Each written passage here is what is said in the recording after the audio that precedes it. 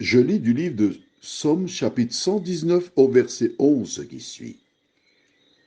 Je serre ta parole dans mon cœur afin de ne pas pécher contre toi. Le thème c'est Je serre. Prions. Notre Seigneur et notre Dieu, nous voici ce matin encore devant toi, à ta porte. Lorsqu'il nous est nécessaire devant un spécialiste, on nous renvoie parfois à des mois. Mais toi, notre Dieu, notre Père, notre Créateur, nous n'avons pas à attendre des mois, car par le biais de la prière, nous pouvons venir à tout moment vers toi. Merci Seigneur. Alors que nous approfondirons ce verset, que ton esprit nous éclaire, nous garde, au nom de Jésus et pour ta gloire éternelle. Amen. Par le passé aux Antilles, les personnes qui habitaient dans les campagnes mettaient leur argent dans un cuit, une calebasse. Le cuit, c'est une calebasse qu'on récupère, que l'on vide, on nettoie, on enlève tout ce qu'il y a à l'intérieur qui sèche, et après on le referme, et il devient hermétique. Mais il se trouve que lorsqu'ils mettaient l'argent dans les cuits cachés dans la terre, ce qu'on appelle les termites ou les pourbois entraient dans les calebasses, mangeaient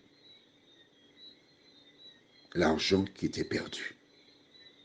Plusieurs perdirent beaucoup ainsi. Alors où peut-on cacher un trésor? La Bible nous donne la réponse. Je serre ta parole dans mon cœur. Le lieu le plus sûr pour avoir la parole de Dieu, c'est dans ton cœur. Comment avoir la parole dans ton cœur? Iras-tu voir un chirurgien pour qu'il l'ouvre et qu'il mette en miniature la parole dans ce cœur? Non. Quand il dit je serre ta parole dans mon cœur, cela veut dire que, déjà le verset 9, quand tu as compris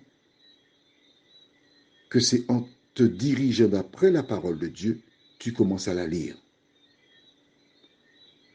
Tu commences à la connaître.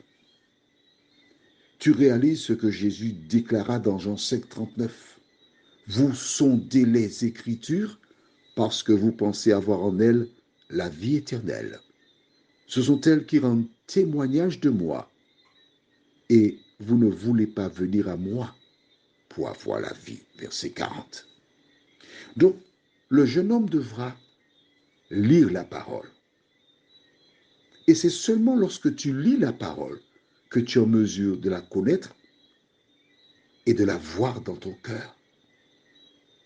Pourquoi le fait-il? Afin de ne pas pécher contre toi. Qu'est-ce que le péché? 1 Jean 3, verset 4 déclare, quiconque pêche transgresse la loi, et le péché est la transgression de la loi. C'est seulement lorsque tu connais la parole, tu connais le code, que tu évites de pécher. Gardons la même métaphore. Tu sais ce que veut dire le feu rouge, le sens interdit, le stop. Ce sont des panneaux qui sont très importants, ceux-là. Les autres sont aussi importants.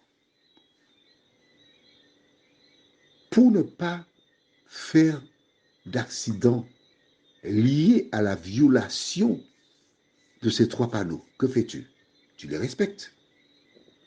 Si lorsque le feu rouge, tu t'es arrêté, tu ne peux pas provoquer un accident.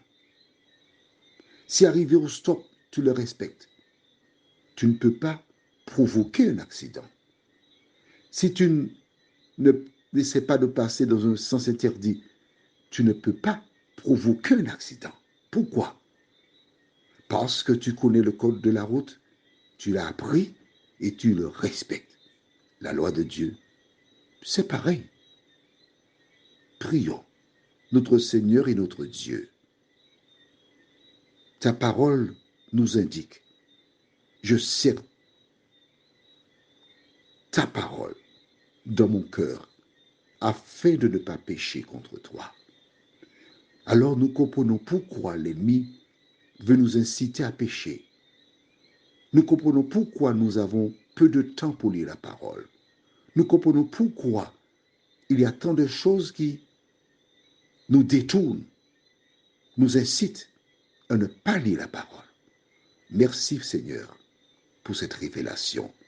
Aide-nous à lire, à serrer la parole dans nos cœurs. Nous t'en prions au nom de Jésus pour ta gloire éternelle. Amen. Je te souhaite une bonne journée.